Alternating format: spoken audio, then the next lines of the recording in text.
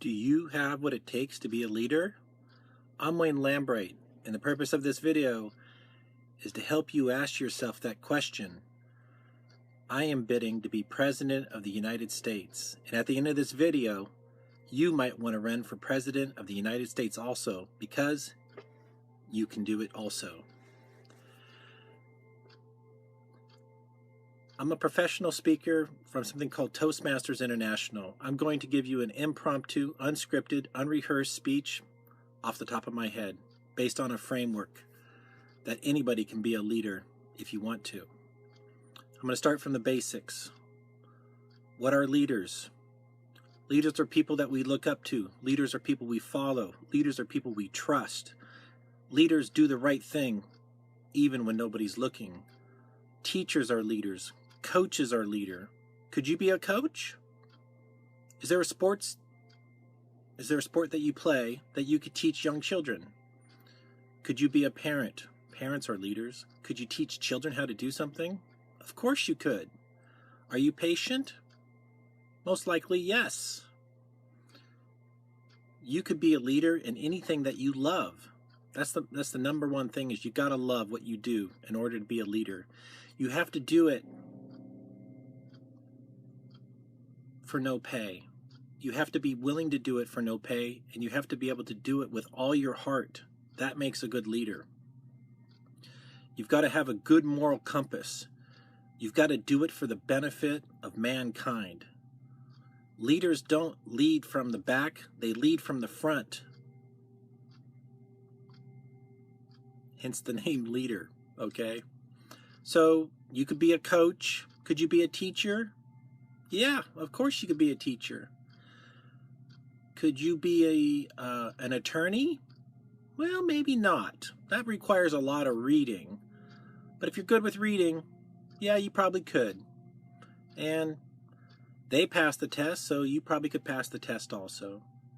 It just requires a lot of education and schooling and a passion for rules and laws. Do you have to be rich to be a leader? No, because a leader just teaches people what they know, right? Do you have to be rich to be President of the United States? No. Abraham Lincoln was poor as dirt.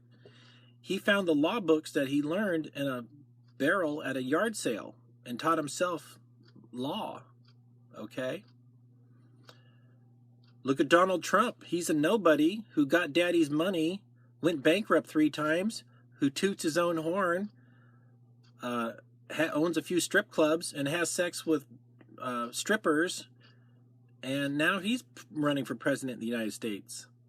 Look at Hillary Clinton, married to a misogynist, a womanizer, a guy who cheats on his wife, and she puts up with it. She got a pedophile off. She defended a pedophile, a guy who raped a 14-year-old girl, and got him off. Removed his conviction. She defended him in court, and the guy's walking free as a bird. So could you do that? Hopefully not, right? Because there goes the moral compass. Bernie Sanders, he was in college till what, the age of 40? Could you do that if somebody else paid for it? Hell yeah. So you don't have to be rich to be a presidential candidate. You got to be willing to try. So aren't you kind of feeling like maybe you could do it? Hey, could you be Obama? A lot of people don't seem to have respect for Obama. Like, how the hell did he get in there? So isn't it possible for anybody to be president of the United States? Well, what about all that complicated foreign policy? What's complicated about us minding our own business? What's complicated about America just making some deals to trade some stuff with other nations? Maybe Africa's got a lot of diamonds we want, and Africa's willing to trade us some of their diamonds for some of our American oil or something, or timber, or computer chips. Trade is pretty simple because it's trading. You just trade for stuff you need. And what about wars? Well, I don't see anybody invading America, so why should we go to war some other place? We shouldn't, actually. So I think you could be president of the United States if you have a good heart. Maybe you believe in Jesus. Jesus is about forgiveness, giving people a second chance. Could you do that? I think you could. Yeah.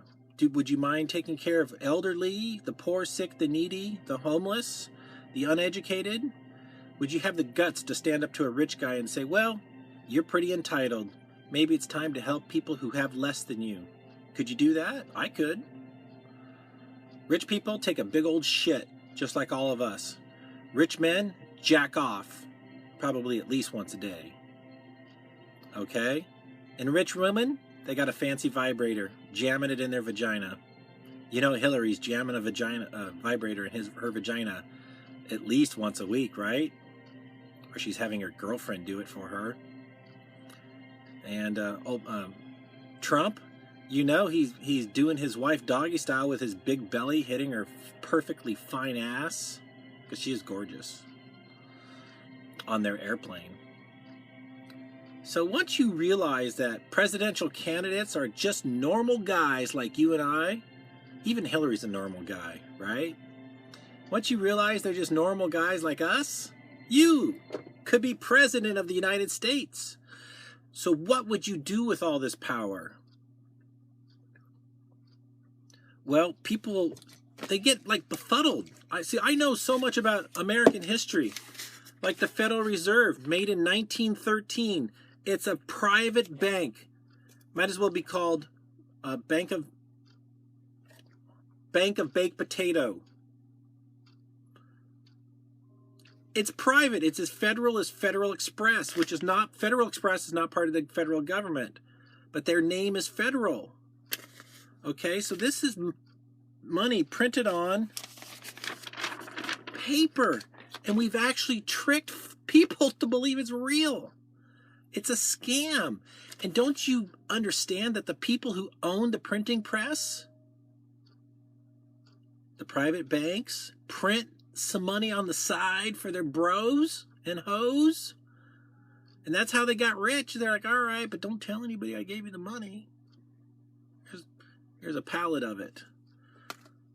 And also about 6% of all the money on the books is actually in circulation. The rest of it's all in a computer. You've played the game Monopoly, right? You know that's phony money. Well, what's the difference between Monopoly money and this money? Really nothing. It's not, Monopoly money is not backed by precious metals, and neither is this. This is backed by the good faith of the American government. And how good is the faith of our government? I think it's pretty much bullshit. What about, Black Lives Matter? Of course they matter. And how about all the cops executing people? No judge or jury, just boom, person's dead. And they're like, well, they came at me with nothing. And the cops are like, blah, blah, blah, blah, blah, blah, blah, and they shoot him 10 times. Somebody told them that was okay to do, and that they would be, their police force would stand behind them and they wouldn't go to jail. Somebody sent that message to be evil to our civilians. That ain't going to happen with Wayne Lambright as president. Those police are going to be doing some jail time. Do you know in Germany, they only shoot and kill 8 people per year? But in America, we kill 2,100 people a year. The Germans are much more educated and sophisticated and respectful of their citizens. But not in America. This is the Wild West here, and it hasn't always been this way. There are some terrible forces who have corrupted our political system to suppress the people, to make sure we don't have a voice. There's a shadow government. Our CIA and the FBI is for the elites to control us, and they control politicians also. They make sure shit doesn't happen the way the population wants it to happen. And we're not a democracy. We're a republic, which means no fairness. Back in the day for democracy in the Greeks, all the people in the town would gather at one place and they'd hold a rock, a white rock and a black rock in their hand. And they would deposit They would vote black for one subject, white for another, into a vase, and when voting was done, they'd dump out the vase and count the votes. That's democracy. But we don't have that. Don't you see we live in a time of corruption, criminals, and catastrophe? It's depressing, honestly. It's absolutely depressing, and I don't blame you guys for watching a feel-good television show or saying, fuck it, Wayne's right, but god damn it, it's just, I can't do shit about it, and god, my show's on in 10 minutes, and you give up, and you just hope it gets better. But you know what? It's just not getting better. I'm 47 years old, born in 1968 during the Vietnam War, and it's always been getting worse my whole life. It's not getting better. They've been adding to the debt of our nation. So some of my solutions are to abolish the Federal Reserve, where the government prints our money, not a private bank. We've hired a bunch of private bankers to manage our money. Like, if you were a wealthy person, you'd hire somebody on Wall Street to manage all your money and make you more money, right? You wouldn't do it yourself because you're busy having a party. Well, that's what we've done as a nation, is forget about all the smart people in America. We said, no, we're just going to have the bank do it for us. Those bankers are good with dollars. And no, it's a scam. The industrialists in 1913, the Rockefellers and the Rothschilds made the private bank. And President Andrew Jackson said, don't have private banks. They'll get greedy and fuck you. And that's exactly what's happened 102 years later. And then we've tricked China into buying all our worthless paper. It's such, I mean, we're on the eve of a collapse, and you just don't really know it. So, to my friends in Politically Incorrect, who this video is directed towards, please, please, please start supporting me to save your own ass. Donald Trump is not going to come to your rescue. No, he's not. And Hillary's not going to come to your rescue. These elitists will never, ever help you fix a flat tire or anything. I think the only president we ever had that would help you fix a flat tire was Jimmy Carter. You know? Nobody's going to do anything for you. They're such entitled, narcissistic, sociopath assholes. They're just used to the fucking first-class lifestyle, flying everywhere, having servants. All their food is made for them. They don't do their laundry. They don't do anything.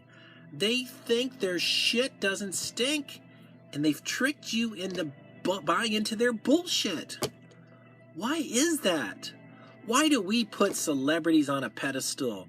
Couldn't you be a movie star? What if somebody gave you a chance to be in a movie? You and Ben Affleck and some other hot celebrity person, and all of a sudden you're a celebrity and you got another movie and you're on the talk shows. Where am I going with this? Well, you could be a celebrity, right? If you were just given the chance, you know you could do a good job. Would you let people down? No, because you want that chance. And that's me. I want the chance. I want the chance to do America right, to get rid of corruption. I want to expand the FBI 4 times. That means if there's 10,000 FBI agents, I want 40,000 to go after the criminals in Wall Street who are stealing from the grandmas and grandpas and from the youth.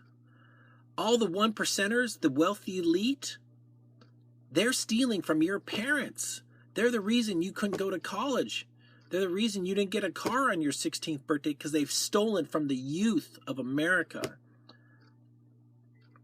It's the most elaborate fleecing of a nation ever. We've been hijacked, and now we're being plummeted. Plummeted? No. Looted. We're being looted. And it ain't black people looting us. It's wealthy, rich white people looting us, selling all our assets to the highest bidder, which is China, because they got all our money and they don't have anything to do with it. So now they're selling our assets to China.